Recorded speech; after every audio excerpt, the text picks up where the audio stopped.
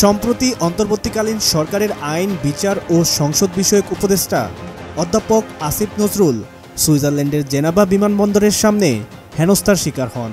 আন্তর্জাতিক শ্রম সংস্থার গভর্নিং বডি এবং সংস্থাটির গুরুত্বপূর্ণ কর্মকর্তাদের সঙ্গে বৈঠক করতে দেশটিতে সফরে যান তিনি।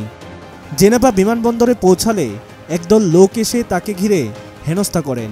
এ সময় আসিফ নজরুলের সঙ্গে ছিলেন জেনেভা মিশনের শ্রম কাউন্সিলর মোহাম্মদ কামরুল ইসলাম ও মিশনের স্থানীয় কর্মী হিসাবে নিয়োগপ্রাপ্ত মিজান। কিন্তু এ সময় তারা দুজনেই চুপ ছিলেন, যা নিয়ে বেশ আলোচনা সমালোচনা হয় গণমাধ্যমে।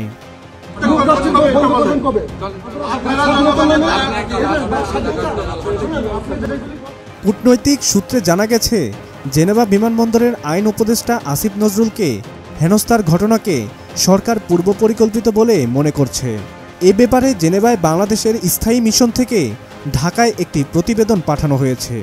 এই ঘটনার সঙ্গে আওয়ামী আমলে জেনেভা মিশনের নিয়োগপ্রাপ্ত একজন কর্মকর্তা এবং এক লোকাল স্টাফের যোগসূত্র থাকতে পারে বলে রিপোর্ট পেয়েছে ঢাকা। জানা গেছে, সেই রিপোর্টের আলোকে মিশনের শ্রম কাউন্সিলর মোহাম্মদ কামরুল ইসলামকে স্ট্যান্ড রিলিজের পাশাপাশি মিজানকে বরখাস্ত করার সিদ্ধান্ত হয়েছে। সরকারের এই উপদেষ্টাকে হেনস্থার ঘটনায় দ্রুত সময়ের মধ্যে পদক্ষেপ নিয়েছে পররাষ্ট্র মন্ত্রণালয়। তার সঙ্গে প্রোটোকল থাকার পরও কেন এমন ঘটনা ঘটল এবং এর সঙ্গে কাদের যোগসাজশ রয়েছে তা জানতে চেয়ে সুইজারল্যান্ডের জেনেভার বাংলাদেশ দূতাবাস ও স্থায়ী মিশনের কূটনৈতিক পত্রের মাধ্যমে ব্যাখ্যা চেয়েছে মন্ত্রণালয়।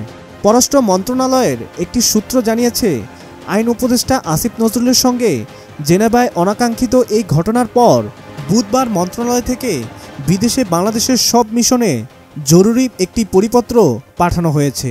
সেই পরিপত্রে দুটি বিষয় উল্লেখ করা হয়। এতে সরকারের গুরুত্বপূর্ণ ব্যক্তিবর্গের বিদেশে সফরকালে যথাযথ প্রোটোকল ও নিরাপত্তা নিশ্চিত করতে এবং যে কোনো অনাকাঙ্ক্ষিত পরিস্থিতি এড়াতে রাষ্ট্রদূত সহ সকলকে সচেষ্ট থাকতে বলা হয়েছে। সাব্বির হাসান, মাছরাঙ্গা টেলিভিশন।